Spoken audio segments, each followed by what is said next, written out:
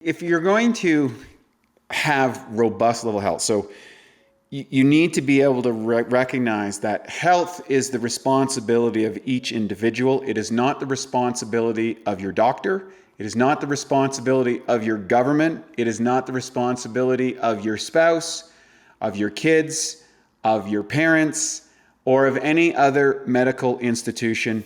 That is number one.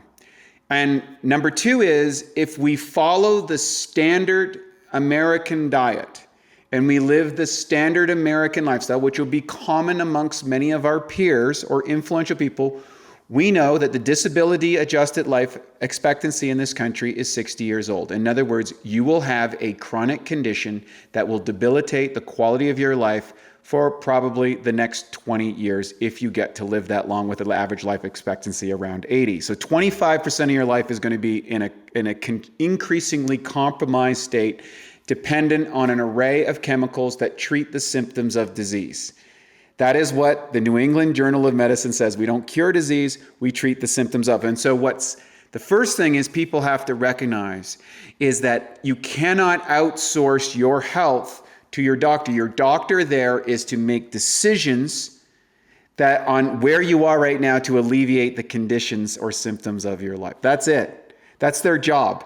And they have a very narrow band of tools: drugs, surgery. That's about it. Mm-hmm. That's the options. Or waiting. Those three. I think Right. doctors just say, wait it out. You're in pain. We can't do anything. Right. Yeah. We'll give you some painkillers that you get addicted to. Or, so all that aside. Now, I'm not there to throw doctors under the bus. They're very pressed for time. They're really understanding. It's the misappropriation of responsibility onto them is the issue that people have to do. Next thing. Okay, so we've established that. So, what do I do? How do I take control of my health? I've created it, and by the way, at the end of this, you can just go on my site and they can grab the Awesome Health course. It's 84 days where I break down the absolute musts in your lifestyle and how to integrate them systematically based on time, effort, energy, and resources available. Now, the first three, to go back to circle around to your question, the first three things that are not negotiable are air, water, and exercise. In other words, I think the easiest way to improve your health, your sense of well-being, is to cultivate a proper practice of breathing. And you can go to a yoga class, you can go to a qigong class, you can go to a medical breathing professional, which the medical community has breathing professionals. So this is well proven that you can change a variety of conditions and improve your health just by learning how to breathe.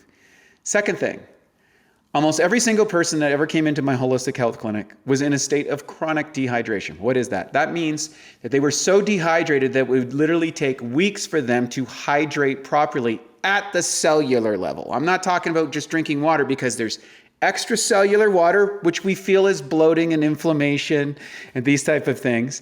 And there's intracellular water, which makes the cells actually work properly, code proteins, remove toxins, transmit electrical current in the body. So spending time on high quality hydration and making that a part of your life, as well as recognizing the symptoms of dehydration. And if you're thirsty, you're way beyond dehydration. You're in a chronic state of dehydration. You should never be thirsty. You want to be always hydrated properly. And then the third thing is daily exercise. And everyone always goes, well, what's the best exercise? And the one that you'll do is a good start. Like, some people like biking, some people like hiking, some people like lifting weights, some people like doing yoga. We live in a very technologically advanced world that have reduced the requirements of living physically to such a low extent, it's now become a problem. So we didn't have to worry about exercise throughout all of history until the last 100 years came along, because you had to carry wood, you had to chop down trees, you had to hunt for food, you had to garden.